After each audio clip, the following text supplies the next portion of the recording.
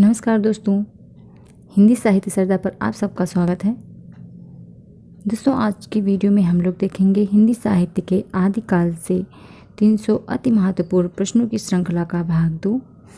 इससे पहले वीडियो में हम लोग 100 क्वेश्चन देख चुके थे, उसके आगे के क्वेश्चन अपने इस वीडियो में देखेंगे। तो आज का पहला प्रश्न है, आदिकाल का समय क्या है? तो ऑप्शन दिया गया है 743 ईस्वी से 1343 ईस्वी तक, यही ऑप्शन सही होगा। और एक ऑप्शन है 1050 ईस्वी से 1375 ईस्वी तक। कुछ फ्रेंड्स इसे भी सही कर सकते हैं, इसलिए मैं क्लियर कर दूं कि ईस्वी दिया गया है इसलिए यह सही नहीं होगा। डॉक्टर रामचंद्र शुक्ल के अनुसार 1050 संवत है, 1375 संवत तक। कन्फ्यूज़न ना हो इसलिए मैं क्लियर कर रही हूँ। और ये जो 743 ईस्वी से 1343 ईस्वी तक रमाशंकर शुक्ल रसाल के द्वारा सही माना गया है, तो यही ऑप्शन सही होगा। बाकी के और तीनों ऑप्शन गलत हैं। नेक्स्ट क्वेश्चन देखते हैं। जैन और नाथ कवियों द्वारा रचित काव्यों का सर्वोपरि प्रयोजन था, तो इसका आंसर होगा धर्मोपदेश। नेक्स्ट क्वेश्चन है, नाथ साहित्य के सर्वाधिक समर्थ व लोकप्रिय हठयोगी थे, तो इसका आंसर होगा गोरखनाथ, यही सबसे ज़्यादा लोकप्रिय थे। नेक्स्ट क्वेश्चन है, इनमें से संगत कौन सा है? तो इसका आंसर होगा गाथा सप्तशती हाल, यही संगत क्रम है। बाकी तीनों ऑप्शन गलत हैं। करकंड चर्यु कनकावर मुनि की रचना है, पुरुष परीक्षा विद्यापति जी की रचना है और भविष्यत कहा धनपाल की रचना है। अब हम नेक्स्ट क्वेश्चन देखते हैं। ये मिलान करने वाला क्वेश्चन है, सही मिलान कीजिए। तो इसमें रचनाएँ दी गई हैं और रचनाकार बताने हैं। चर्यापद के रचनाकार हैं सबरपा, रेवंत गिरिराज के रचनाकार हैं विजय सेन सूरी, विजयपाल रासो के हैं नल सिंह और गाथा सप्तशती के हैं हाल। अब हम नेक्स्ट क्वेश्चन देखते हैं। भरतेश्वर बाहुबलीरास के रचयिता कौन है? तो भरतेश्वर बाहुबलीरास के रचयिता शालिभद्र सूरी हैं। नेक्स्ट क्वेश्चन है, वर्ण रत्नाकर के रचयिता कौन है? इसका आंसर होगा ज्योतिरीश्वर ठाकुर। नेक्स्ट है, मैथिली का कवि कौन है? तो मैथिली के कवि विद्यापति जी हैं। नेक्स्ट क्वेश्चन मिलान का है, इसमें रचनाकार दिए गए हैं, रचनाएं बतानी हैं। तो कनकावर मुनि की रचना है करकंड चर्यु, धनपाल की रचना है भविष्यत कहा, मेरुतुंग की रचना है प्रबंध चिंतामणि और विद्यापति जी की रचना है कीर्ति पताका। अब अगला क्वेश्चन देखते हैं। हिंदी साहित्य की प्रथम रचना कौन सी है? तो हिंदी साहित्य की प्रथम रचना श्रावकाचार है। अगला क्वेश्चन है, हजारी प्रसाद द्विवेदी ने हिंदी का प्रथम कवि किसे माना है? तो इसका आंसर होगा अब्दुल रहमान। अगला क्वेश्चन है, भाषा सर्वेक्षण किसकी रचना है? तो इसका आंसर होगा ग्रियर्सन। नेक्स्ट है, संगत अनुक्रम नहीं है, तो ढोला मारूरा दोहा भीम कवि दिया हुआ है, यही संगत अनुक्रम नहीं होगा क्योंकि ढोला मारूरा दोहा कुशल राय की रचना है। और बाकी तीनों ऑप्शन सही हैं। हमीरा सुसारंगधर का है, योगचर्या डोम्बिपा का है और नरवई बोध गोरखनाथ का है। नेक्स्ट क्वेश्चन है, संगत अनुक्रम कौन सा है? तो जो इंदु का योगसार है, यही संगत अनुक्रम होगा। नेक्स्ट क्वेश्चन है, निम्न में से संगत कौन सा है? तो राम सिंह का पाहुड़ दोहा, यही सही ऑप्शन होगा इसका। नेक्स्ट है, हिंदी मुक्तक काव्यधारा परंपरा का सबसे प्रिय छंद जो आदिकालीन साहित्य की देन है वह कौन सा है? तो इसका आंसर होगा दोहा। दोहा आदिकालीन काव्य का प्रमुख छंद था। नेक्स्ट क्वेश्चन है, पृथ्वीराज रासो के संदर्भ में कौन सा कथन असत्य है? तो इसके तीनों ऑप्शन सही हैं, एक ऑप्शन गलत है। इसमें दिया गया है, इस काव्य ग्रंथ के रचनाकार चंद्रबरदाई हैं, यह भी ऑप्शन सही है। इसमें लगभग 68 प्रकार के छंदों का प्रयोग हुआ है, यह भी एकदम सही है। इसमें राजा विजयपाल के प्रेम व युद्धों का वर्णन हुआ है, यह ऑप्शन इसका गलत होगा। इसमें पृथ्वीराज के युद्धों का वर्णन किया गया है। अगला ऑप्शन है, रामचंद्र शुक्ल, कविराज श्यामल दास, गौरीशंकर हीराचंद्र ओझा, डॉक्टर बूलर आदि विद्वानों ने इसे सर्वथा अप्रामाणिक माना है, तो यह भी ऑप्शन सही है। अब हम नेक्स्ट क्वेश्चन देखेंगे। पृथ्वीराज रासो की शैली निम्न में से क्या है? तो पृथ्वीराज रासो डिंगल शैली में लिखा गया ग्रंथ है। नेक्स्ट क्वेश्चन है, पृथ्वीराज रासो में सर्गों को क्या कहा गया है? तो पृथ्वीराज रासो में सर्गों को समय नाम दिया गया है। अगला क्वेश्चन है पद्मावती समय कय मासवध आदि किस रासो ग्रंथ के प्रसिद्ध प्रसंग हैं। तो इसका आंसर होगा पृथ्वीराज रासो। अभी अभी हम लोगों ने ऊपर एक प्रश्न देखा है कि पृथ्वीराज रासो को सर्गों को क्या कहा गया है, तो इसमें पद्मावती समय आया है। तो ये दोनों क्वेश्चन एक दूसरे से रिलेटेड है। दोस्तों नेक्स्ट क्वेश्चन देखते हैं, किस सिद्ध कवि की रचना में रहस्य भावना की प्रधानता है। तो इसका आंसर होगा लुईपा। लुईपा सिद्ध कवि थे ऐसे जिनकी रचनाओं में रहस्य भावना की प्रधानता मिलती है। नेक्स्ट क्वेश्चन है, उस समय जैसे गाथा से प्राकृत का बोध होता था वैसे ही दोहा कहने से अपभ्रंश या प्रचलित काव्य भाषा का पद्य समझा जाता था। यह कथन किस विद्वान का है। तो यह कथन रामचंद्र शुक्ल जी का है। अगला प्रश्न है, विद्यापति ने कीर्तिलता की रचना किस भाषा में की। तो इसका आंसर होगा अवहट्ट भाषा में की गई कीर्तिलता की रचना। अगला प्रश्न है, निम्न रचनाओं को कालक्रमानुसार व्यवस्थित कीजिए, सही अनुक्रम बताना है। तो सब इसमें एक ऑप्शन सही होगा। सबसे पहले आता है कुवलय माला, फिर है राउल वेल, फिर है उक्त व्यक्ति प्रकरण और फिर आता है कीर्तिलता। यह PGT 2000 में पूछा गया प्रश्न है फ्रेंड्स। अगला प्रश्न है, सिद्धों की साधना में शून्य का पूरक तत्व है। तो सिद्धों की साधना में शून्य का पूरक तत्व ज्ञान है। यह भी मोस्ट इम्पॉर्टेंट क्वेश्चन है फ्रेंड्स। नेक्स्ट क्वेश्चन है, आदिकाल को बीज वपन काल नाम किसने दिया। तो इसका सही ऑप्शन होगा महावीर प्रसाद द्विवेदी ने। अगला प्रश्न है, आत्मबोध किसकी रचना है। तो इसका आंसर होगा गोरखनाथ की। नेक्स्ट है, अपभ्रंश भाषा में दब्ब शहाव पयास काव्य ग्रंथ रचना करने वाले कवि कौन है। तो यह देवसेन की रचना है। अगला प्रश्न है, कोसा वैश्य और स्थूलभद्र की कथा किस ग्रंथ में वर्णित हुई है। तो इसका आंसर होगा स्थूलभद्र रास जिनधर्म सूरी द्वारा रचित जो है उसी में इनकी कथा का वर्णन मिलता है। अगला प्रश्न है, नाथों की संख्या कितनी मानी गई है। तो इसका आंसर होगा 9। अगला प्रश्न है, नाथ पंथ या नाथ संप्रदाय के सिद्धांत सिद्ध मत, सिद्ध मार्ग, योग मार्ग, योग संप्रदाय, अवधूत मत एवं अवधूत संप्रदाय नाम भी प्रसिद्ध हैं। यह कथन किस विद्वान का है। तो यह कथन हजारी प्रसाद द्विवेदी जी का है। अगला प्रश्न है, निम्नलिखित में से कौन सी रचना आदिकालीन लौकिक साहित्य की श्रेणी में नहीं रखी जा सकती। तो इसका आंसर होगा खुसरो की पहेलियाँ। यह लौकिक साहित्य में नहीं रखी जाती हैं। नेक्स्ट प्रश्न है, रासो ग्रंथों की भाषा क्या है। रासो ग्रंथों की भाषा टिंगल पिंगल है। अगला प्रश्न है, नल सिंह द्वारा रचित रासो ग्रंथ हैं। तो नल सिंह द्वारा रचित रासो ग्रंथ विजयपाल रासो है। अगला प्रश्न है, बौद्ध धर्म के किस तत्व के प्राचार्यार्थ सिद्धों ने लोक भाषा में साहित्य साधन रचना की। तो वज्रयान इसका आंसर होगा।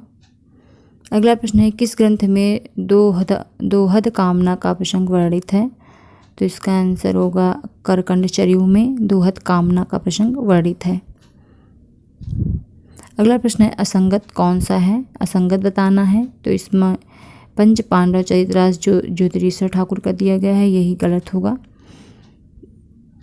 ज्योतिरीश्वर ठाकुर की रचना बड़ा रत्नाकर है फ्रेंड्स, याद रखेंगे।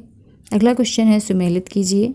मिलान का क्वेश्चन है। इसमें रचनाएं दी हुई हैं और एक तरफ रचनाकार दिए हुए इन्हें मिलान करना है। भू परिक्रमा विद्यापति की रचना है। राउल वेल रोड़ा कवि की रचना है। पद्मिनी चरित लालचंद की रचना है और हरिचरित्र लालच दास की रचना है। यह सही अनुक्रम होगा इनका। नेक्स्ट प्रश्न भी मिलान वाला है।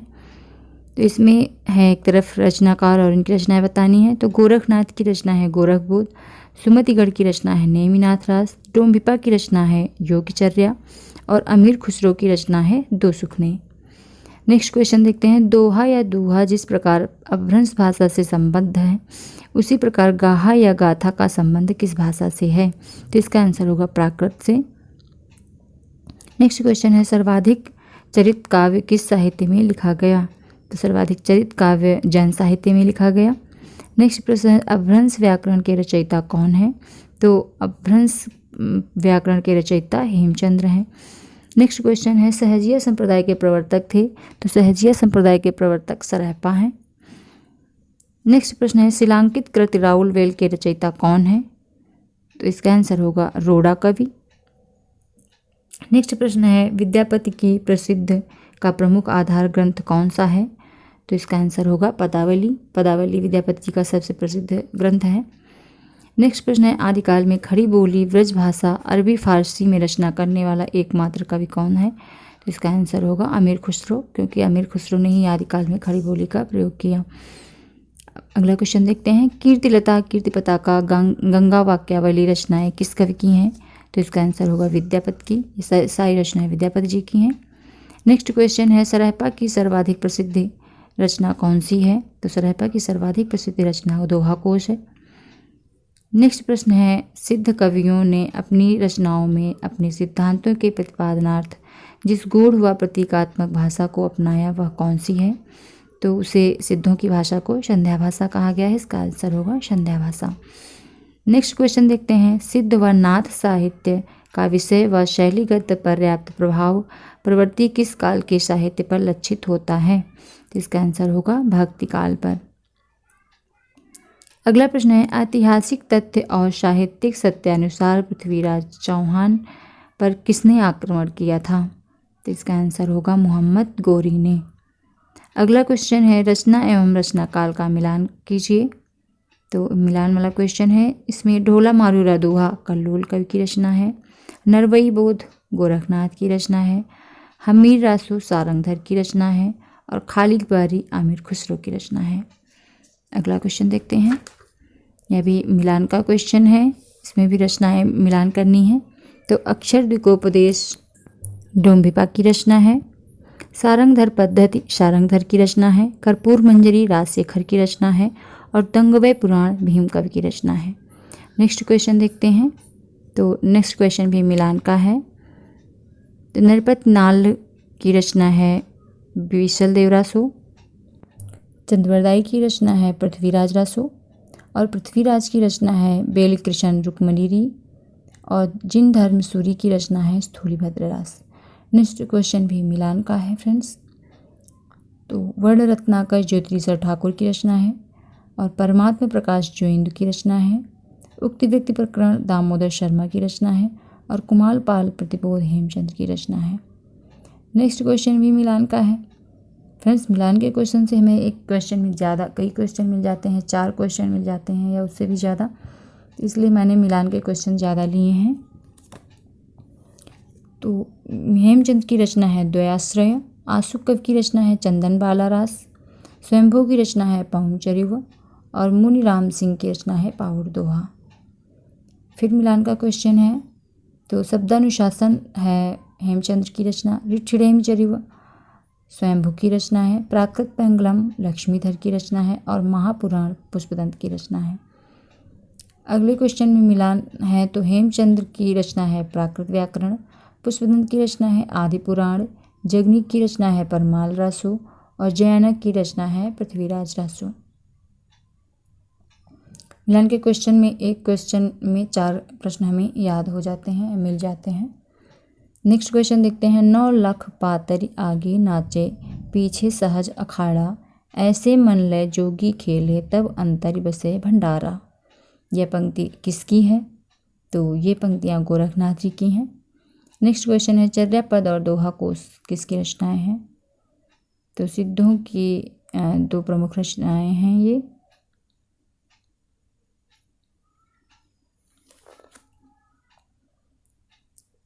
नेक्स्ट क्वेश्चन है नाद न बिंदु न रवि न शशि मंडल काव्य पंक्ति किस कवि की है?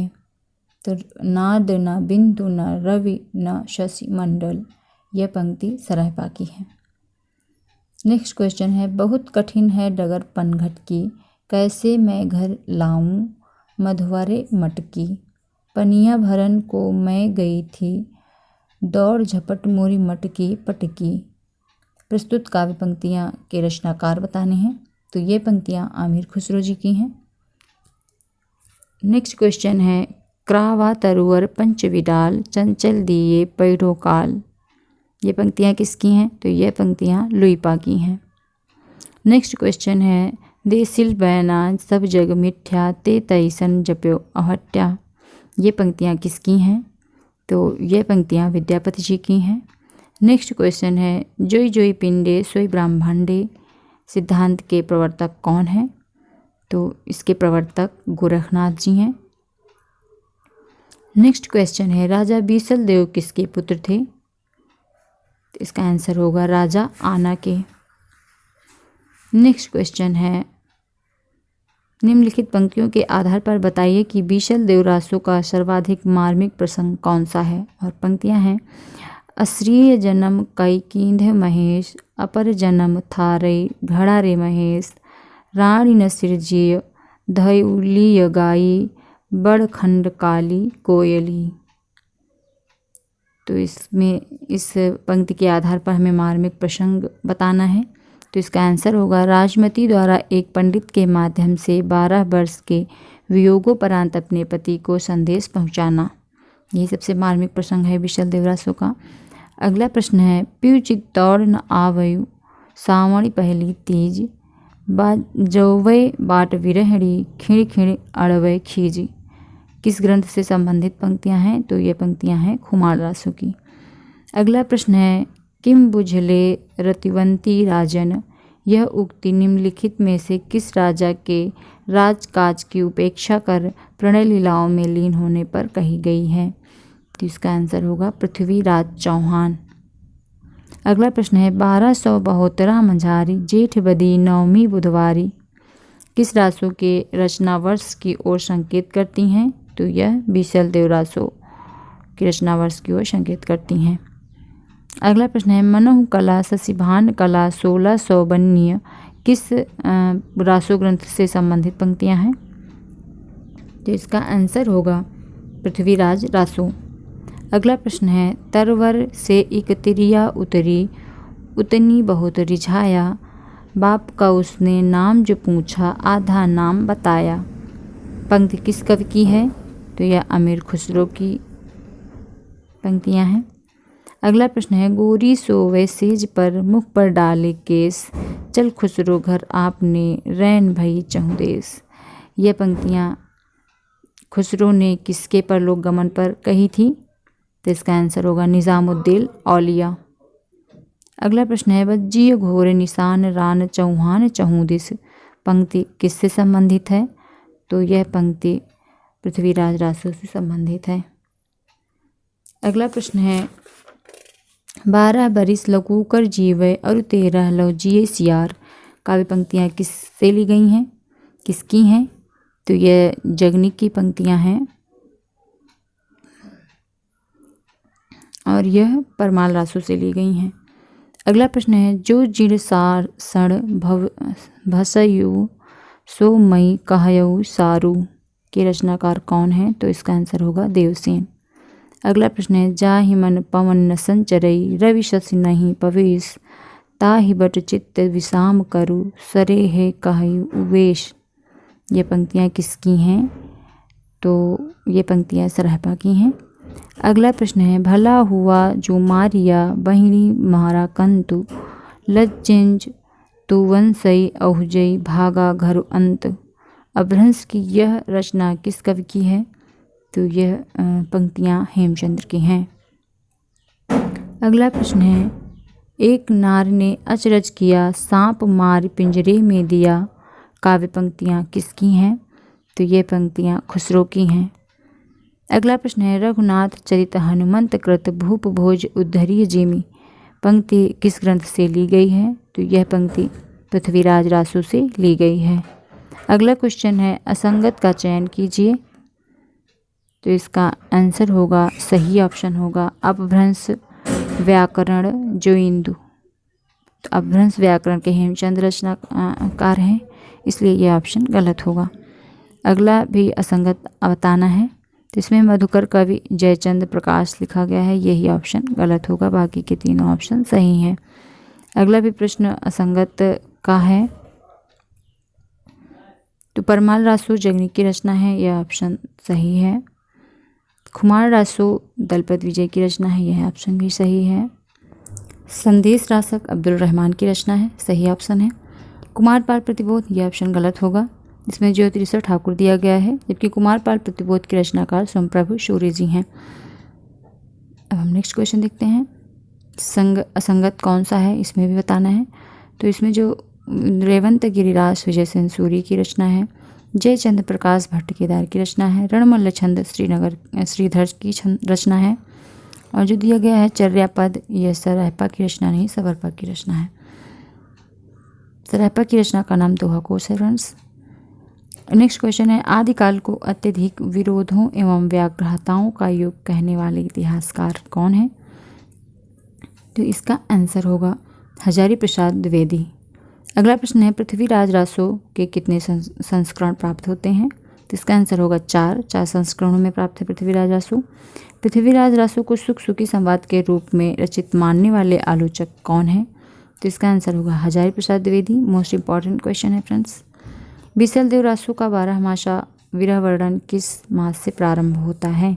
तो बीसल देव रासो में जो 12मासा वर्णन है वह कार्तिक मास से प्रारंभ होता है। नेक्स्ट प्रश्न है, बीसल देव रासो के रचना नरपत नाल ने कब की थी? तो 1212 ईस्वी में इसकी रचना हुई थी। अगला प्रश्न है, चंद्रवरदायी कृत हिंदी का प्रथम महाकाव्य कौन सा है? तो इसका आंसर होगा पृथ्वीराज रासो। नेक्स्ट क्वेश्चन है, ग्रियर्सन के अनुसार आदिकाल की अवधि क्या है? तो ग्रियर्सन ने 700 ईस्वी से 1400 ईस्वी तक का समय माना है आदिकाल का।